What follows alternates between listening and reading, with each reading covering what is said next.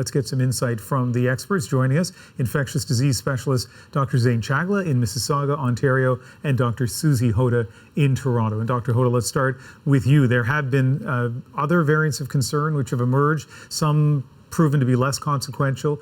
Delta ended up spreading quite widely.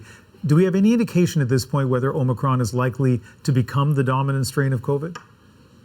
It's really too early to say at this stage. I mean, there are mutation profiles of this variant that it's very concerning, as well as what's been happening in South Africa in terms of how rapidly it's taken off. But we do have to remember that that is one country's experience so far, and we don't have the full story there. So what we really need to hear about is what comes out of that epidemiologic investigation in terms of were there changes in behavior in the population that led to more transmission risks and events? Was there a change in detection because there was, an understanding that there was this new variant coming up? We just really don't know all the details yet. And we'll also learn from the cases that have been identified in other countries and the contact tracing that happens from that and what happens in the country at large after these cases have been introduced.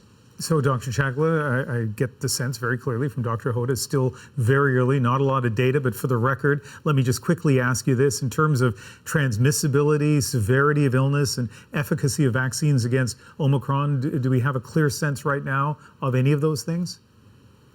Yeah, it's unclear. It's very early. As Dr. Hota mentioned, we're seeing the tip of the iceberg now. And again, we need more data to make these real life decisions and get real data around what's actually going on and how this compares to Delta and others. So, Dr. Chagla, at this point, should this have any impact on the rollout of boosters, speeding that up, for example? I think there's still rationale for the populations we're giving boosters in that the National Advisory Committee on Immunizations decided to, in people of a certain age, people with immunocompromising states, certain front-facing healthcare officials.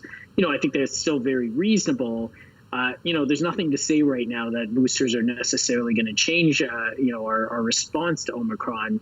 But we do know Delta is currently circulating, and those populations likely do need that protection. And so, it's still important to consider this, but also consider, again, that we have to be very careful of how we approach a huge vaccine demand going into the future, especially knowing that part of the reasons behind what we're seeing today are vaccine inequity that's been in place in sub-Saharan Africa for some time. What about testing surveillance in Canada? Dr. Chagla, are we doing enough? Yeah, I mean, look, the one nice thing about this variant is that, our original testing for alpha actually works relatively well here, that we look at a specific gene being knocked out that we saw with alpha that is also knocked out here. So it can certainly be pivoted. There's been incredible work by a number of Canadian networks to sequence samples in real time, and in places like Ontario, up to 30% of what we see as our cases is being sequenced at any given time. So, yes, there's a need to test more. Yes, there's going to be a need to be detecting more, especially some of the easy tests we can do off the samples. But there's been a lot of infrastructure set up in the last year, and hopefully this is the time to put it to good use. Dr. Hota, let's talk about the public policy implications. But again, I understand it's so early, but people are wondering, is it time to bring back some public health restrictions? Well, we don't need lockdowns in Canada at this point. I know that's probably front and foremost in many people's minds right now.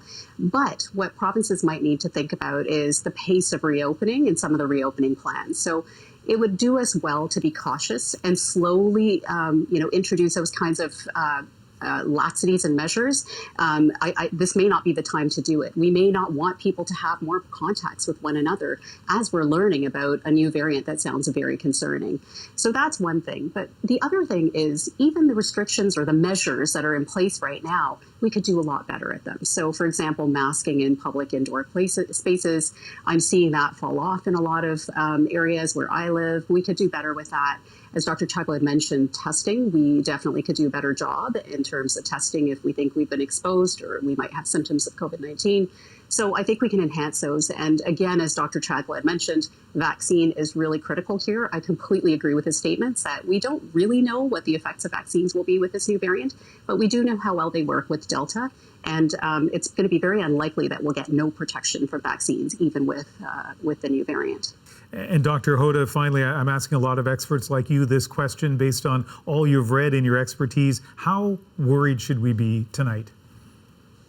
I think we should have a healthy dose of concern on this one. The number of mutations we're seeing are concerning, and where they're located are concerning. What we really need to see is how does this actually behave in real life with people and within our environment. So I would be concerned, not panicked, but concerned about what's happening with this variant. Actually, Dr. Chagla, one last question. This is the time of office parties, a lot of social gatherings. What should we be keeping in mind as we gather inside? Yeah, look, this is a good time. It's very different than December of 2020, but I think we just need to be cautious, right? So do things relatively small, make sure people are vaccinated, particularly, and use it as a time to encourage vaccines, make sure people don't show up sick, use spaces that are well ventilated, use masking where it's appropriate. But, again, it's not the time to necessarily take everything off the table. Just move forward cautiously and use the measures we've been using this whole time. All right. Dr. Chagla, Dr. Hota, thank you very much. No problem. Thank you.